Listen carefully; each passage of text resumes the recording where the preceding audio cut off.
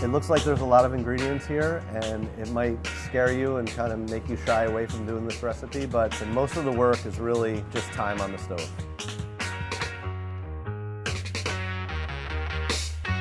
In terms of, the essentials of making a good sauce, I think you want to layer flavors. We first start with some beef shin and some veal breast.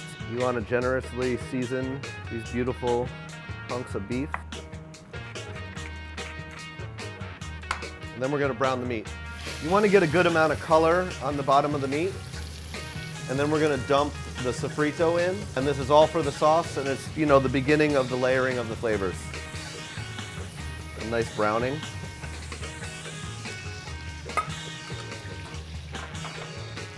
The sofrito is like 50% red onion, 25% carrot, 25% celery, a couple nice cloves of garlic,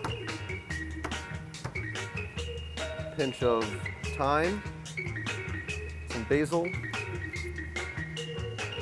some parsley.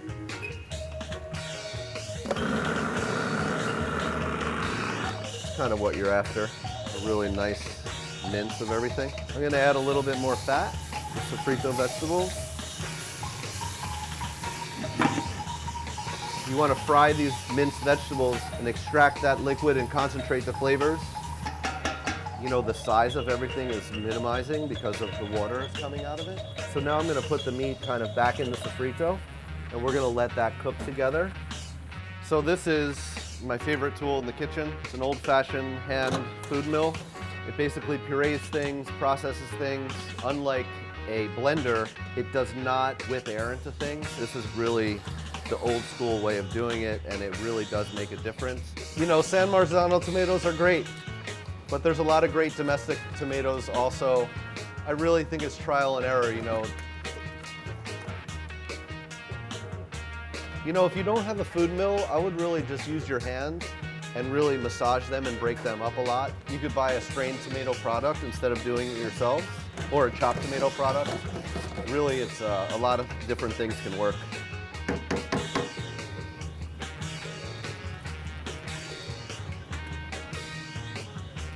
All right, we'll let that come up to a boil, and then we'll put it down to a simmer. All right, so now we're gonna make the meatballs themselves. I have some really nice veal. It's kind of important to ask your butcher to triple grind the veal. You really want it to be super fine, so one grind isn't enough. You could do any meat you want. These could easily become lamb and ricotta meatballs, but it's pretty much 2-to-1 veal to ricotta cheese, a fair amount of Parmesan, some eggs. We're gonna season these ingredients with simply salt and pepper and a good amount of fresh grated nutmeg.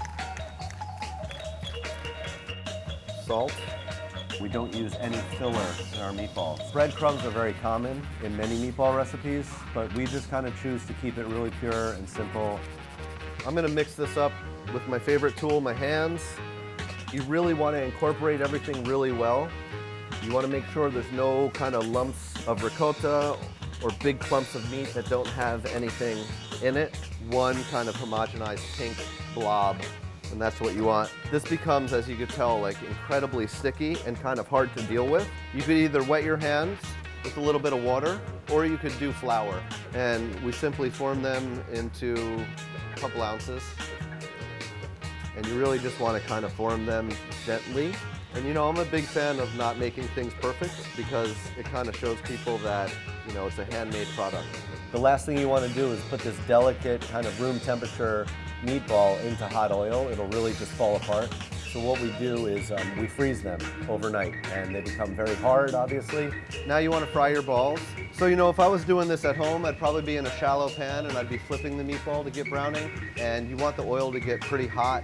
The best test really is to kind of drop it in there to see if that sizzle happens. And if you see that nice hard sizzle, that's kind of a good sign.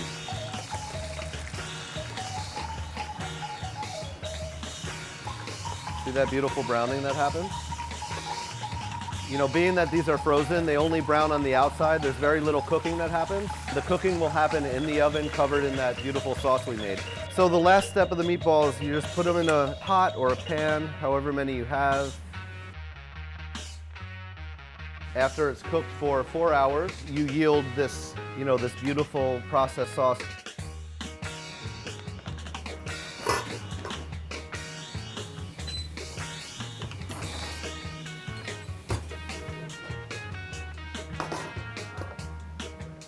We're grinding our own wheat for flour and our own corn for polenta.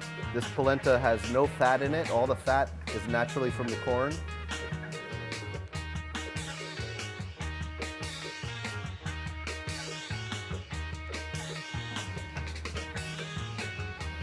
Reggiano Parmigiano. Extra virgin olive oil. Some fresh parsley.